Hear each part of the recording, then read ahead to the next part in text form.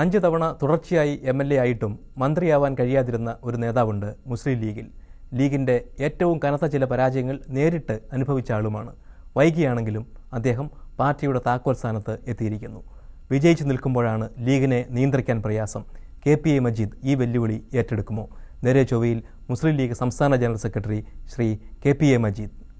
മികച്ച വിജയത്തോടെ ലീഗ് അധികാരത്തിലെത്തി. പിന്നാലെ താങ്കൾ പാർട്ടി ജനറൽ സെക്രട്ടറി സ്ഥാനത്തെത്തുന്നു. ഈ നേട്ടത്തിന് ആരോടാണ് താങ്കൾ കടപ്പെട്ടിരിക്കുന്നത്? ഹൈദരലി ശിഹാബ് തങ്ങളോടാണോ PK കുഞ്ഞാലിക്കുട്ടിയോടാണോ?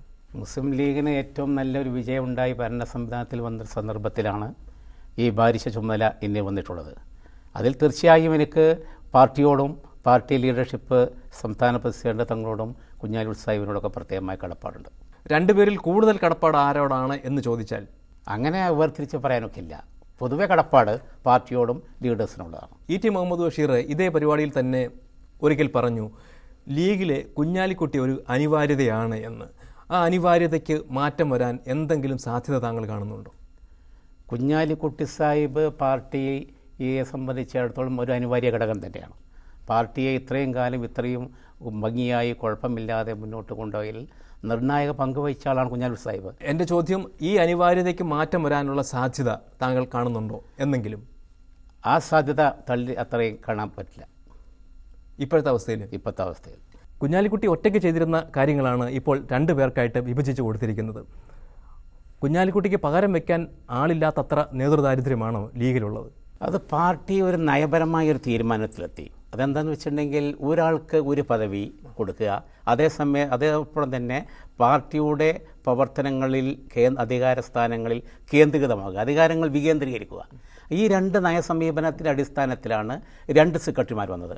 കുഞ്ഞാലിക്കുട്ടി സാഹിബിൻ്റെ സാന്നിധ്യത്തിൽ അദ്ദേഹം കൊണ്ടുവന്നിട്ടുള്ള സംഘടനാ പരിഷ്കരണത്തിൻ്റെ ഒരു തുടർ നടപടിയാണിതുള്ളത്. അതുകൊണ്ട് അദ്ദേഹം തനിച്ച് നടത്തിയിട്ടുണ്ട്, ഭംഗിയായി നടത്തിയിട്ടുണ്ട്. തുടർന്ന് ഭാവിയിൽ ഈ രീതിയിലാവണമെന്ന് പാർട്ടി തീരുമാനിച്ചു. സംഘടന ഒരാൾക്കൊരു പദവി, അതുപോലെ തന്നെ സംഘടനയുടെ അധികാരങ്ങൾ വിഭജിച്ച് നൽകുക, അതിൻ്റെ ഒരു തീരുമാനമാണ് ഇപ്പോൾ വന്നിട്ടുള്ളത്. മറിച്ച് ആലോചിച്ചാൽ ഒറ്റയ്ക്കൊരു ജനറൽ സെക്രട്ടറിയെ തിരഞ്ഞെടുക്കാനുള്ള അഭിപ്രായ ഐക്യം പാർട്ടിയിലില്ല എന്ന് വ്യാഖ്യാനിക്കാം. അത് ഒട്ടും ശരിയല്ല. കാരണം വെച്ചിട്ടുണ്ടെങ്കിൽ ലീഗിന് ഒറ്റയ്ക്ക് ഒരാൾ തിരഞ്ഞെടുക്കുക യാതൊരു പ്രയാസമില്ല. ലീഗിൻ്റെ ഒരു പതിവ് എന്ന് പറഞ്ഞിട്ടുണ്ടെങ്കിൽ ലീഗിൽ പൊതുവായി ചർച്ച നടത്തും, തങ്ങൾ അധികാരപ്പെടുത്തും, തങ്ങൾ പൊതുവായ ഒരു ധാരണയുടെ അടിസ്ഥാനത്തിൽ ഒരു തീരുമാനമെടുക്കും. ആ തീരുമാനത്തെ ചോദ്യം ചെയ്യാറില്ല. ഇത്തവണയും അത് തന്നെയാണ് സ്ഥിതി. കുഞ്ഞാലിക്കുട്ടി സ്ഥാനം ഒഴിയുന്നു എന്ന് വ്യക്തമായതിനു ശേഷം ആദ്യം കേട്ടത് ET മുഹമ്മദ് ബഷീറിൻ്റെ പേരാണ്.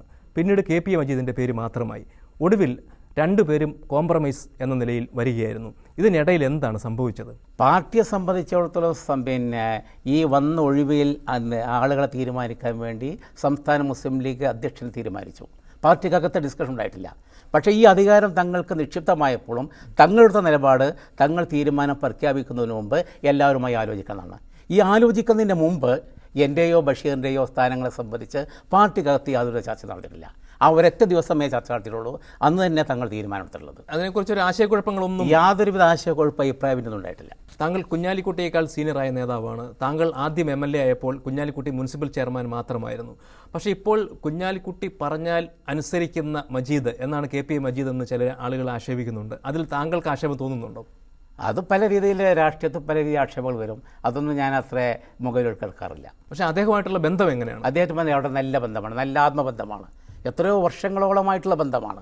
അതുമാത്രമല്ല, അദ്ദേഹം ജനറൽ സെക്രട്ടറി ആകുമ്പോൾ അദ്ദേഹം ഏൽപ്പിച്ചിട്ടുള്ള എല്ലാ ചുമതലയും ആത്മാർത്ഥമായും നല്ല രീതിയിലും നടപ്പിലാക്കി വന്നതുകൊണ്ട് കൂടുതൽ സൗഹൃദമായ ബന്ധം ഉറപ്പിക്കാൻ സാധിച്ചിട്ടുണ്ട്. ഒരാൾക്കൊരു പദവി എന്ന തത്വം മുസ്ലിം ലീഗിൽ നടപ്പാക്കിയെന്ന് പറഞ്ഞു.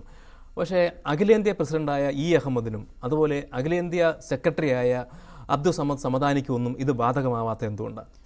മുസ്ലിം ലീഗിൻ്റെ സംസ്ഥാന കമ്മിറ്റി ഇത് തീരുമാനിച്ചപ്പോൾ തന്നെ ഈ തീരുമാനം സംസ്ഥാന തലത്തിൽ പ്രവർത്തിക്കുന്ന സംസ്ഥാന കമ്മിറ്റിയുമായി ബന്ധപ്പെട്ടവർക്ക് മാത്രമായിരിക്കുമെന്ന് തീരുമാനിച്ചിട്ടുണ്ട്. അഖിലേന്ത്യാ കമ്മിറ്റിക്ക് ഇത് ബാധകമല്ലെന്നും അവർ അത് സംബന്ധിച്ച് പിന്നീട് തീരുമാനം കൈക്കൊള്ളും എന്ന ധാരണയിൽ തന്നെയാണ് തീരുമാനിച്ചിട്ടുള്ളത്. അതുകൊണ്ട് പാർലമെൻറ്റ് മെമ്പർമാർക്ക് ഈ 1 man 1 പോസ്റ്റ് എന്നത് ബാധകമാക്കി അന്ന് തന്നെ തീരുമാനിച്ചിട്ടില്ല. കേരള സ്റ്റേറ്റ് കമ്മിറ്റി മാത്രമാണ് തീരുമാനത്തിലുള്ളത്. ET മുഹമ്മദ് ബഷീർ ഒരു MP ആണ്. അപ്പോൾ അദ്ദേഹത്തിനും ഇത് ബാധകമല്ല എന്നാണ് പറയുന്നത്. ഈ ബഷീർ സാഹിബിനെ സംബന്ധിച്ചുള്ളത് ഇത് ബാധകമല്ല. ഈ തീരുമാനത്തിൻ്റെ അടിസ്ഥാനത്തിൽ 1 man 1 പോസ്റ്റിൻ്റെ പരിധിൻ്റെ അകത്താണ് ബഷീർ സാഹിബ് നിൽക്കുന്നത്. പാർലമെൻറ്റ് മെമ്പറുകളത് ഉൾപ്പെടുത്തിയിട്ടില്ല. അതുകൊണ്ടാണ് അദ്ദേഹത്തെ ജനറൽ സെക്രട്ടറിയാക്കി വന്നിട്ടുള്ളത്. മുസ്ലിം ലീഗ് പുനഃസംഘടിപ്പിച്ചപ്പോൾ INL നിന്ന് വന്ന നേതാക്കളും ഇബ്രാഹിം സുലൈമാൻ സേഠിൻ്റെ മക്കളുമൊക്കെ പെരുവഴി ആധാരമായി. ഈ ആക്ഷേപത്തിന് എന്തെങ്കിലും മറുപടി ഉണ്ടോ? ഒരു അടിസ്ഥാനമില്ല. കാരണം വെച്ചിട്ടുണ്ടെങ്കിൽ INL നിന്ന് വന്നിട്ടുള്ള PMS എല്ലാം സംസ്ഥാന ഭാരവാഹിയാണ്. INL നിന്ന് വന്നിട്ടുള്ള 7ഓളം ആളുകളെ വർക്കിംഗ് കമ്മിറ്റി എടുത്തിട്ടുണ്ട്. INL നിന്ന് വന്നിട്ടുള്ള ഒരാളെ സംസ്ഥാന സെക്രട്ടറി എടുത്തിട്ടുണ്ട്. കേരളത്തിലെ എല്ലാ ജില്ലകളിലും അതിൻ്റെ അവരുടെ എണ്ണത്തിൻ്റെയോ അവരുടെ ശക്തിബന്ധങ്ങളോ കണക്കിലെടുക്കാതെ തന്നെ എല്ലാവരെയും പാർട്ടിൻ്റെ അകത്ത് ഉൾപ്പെടുത്തിയിട്ടുണ്ട്. പക്ഷേ ആക്ഷേപവും സലാമിന് മാത്രമേ കിട്ടിയുള്ളൂ എന്നാണ്. അപ്പോൾ സിറാജ് ഇബ്രാഹിം സേഠ് അഖിലേന്ത്യാ സെക്രട്ടറി ആയിരുന്നു, പക്ഷേ അദ്ദേഹത്തിന് ഒരു അക്കോമഡേഷൻ ഉണ്ടായില്ല. അക്കോമഡേഷൻ അടുത്ത് തന്നെ ഉണ്ടാവുമെന്ന് കഴിഞ്ഞ കമ്മിറ്റി തീരുമാനിച്ചിട്ടുണ്ട്. അത് പ്രഖ്യാപിക്കാത്തതാണ്. അതെ, അല്ല, പാർട്ടിയുടെ സംഘടനയിൽ അദ്ദേഹത്തിന് സംഘടനാ രംഗത്ത് പുതുതായിട്ട് വന്ന ആളുകളെ കൂടി ഉൾപ്പെടുത്തിക്കൊണ്ടൊരു തീരുമാനം അടുത്ത് തന്നെ ഉണ്ടാകും എന്ന് കഴിഞ്ഞ പ്രവർത്തക സമിതി തീരുമാനിച്ചിട്ടുണ്ട്. താങ്കൾക്ക് തന്നെ അറിയാവുന്നതുപോലെ പലരും പറയും അധികാരം കിട്ടിയാൽ ലീഗ് പഴയ ലീഗാവും, കുഞ്ഞാലിക്കുട്ടി പഴയ കുഞ്ഞാലിക്കുട്ടിയാവും. അതിനുള്ള സാധ്യത താങ്കൾ കാണുന്നുണ്ടോ? മുസ്ലിം ലീഗിനെ സംബന്ധിച്ചിടത്തോളം ഇടക്കാലത്ത് ലീഗിന് വന്നിട്ടുള്ള പരാജയത്തെ സംബന്ധിച്ച് ലീഗ് ശരിയായി വിലയിരുത്തി, അത് ശരിയായി പഠിച്ചു, ഞങ്ങളുടെ ഭാഗത്തുള്ള തെറ്റു തിരുത്തി. ആ തെറ്റ് തിരുത്തിയതിൻ്റെ അടിസ്ഥാനത്തിൽ ഈ തെരഞ്ഞെടുപ്പിന് ശേഷം ഞങ്ങൾ അധികാരത്തിൽ വരികയാണ്. അതുകൊണ്ട് കുഞ്ഞാലിക്കുട്ടി സാഹിബിനെ സംബന്ധിച്ചിടത്തോളം വളരെ കരുതലോടുകൂടിയാണ് ഈ അധികാര സോപാനത്തിലേക്ക് വരുന്നത്. മുസ്ലിം ലീഗ് പാർട്ടിയും കഴിഞ്ഞ കാലത്ത് വന്നിട്ടുള്ള അപജയങ്ങൾ, തെറ്റുകൾ എല്ലാം മാറ്റിവെച്ച് ഒരു പുതിയ സ്ലേറ്റ് ഞങ്ങൾ ഭരണ സംവിധാനം തുടങ്ങുകയാണ്. അതുകൊണ്ട് കഴിഞ്ഞ കാലത്തുണ്ടായിട്ടുള്ള ആക്ഷേപങ്ങൾക്ക് യാതൊരു അടിസ്ഥാനം ഈ ഭരണ സംവിധാനത്തിൽ ഉണ്ടാകില്ല. അത് വളരെ സൂക്ഷ്മതയോടുകൂടിയാണ് ഞങ്ങൾ മുന്നോട്ട് പോകുന്നത്.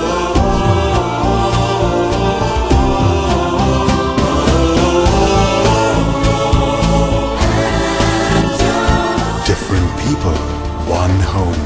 ManoramaOnline.com, your home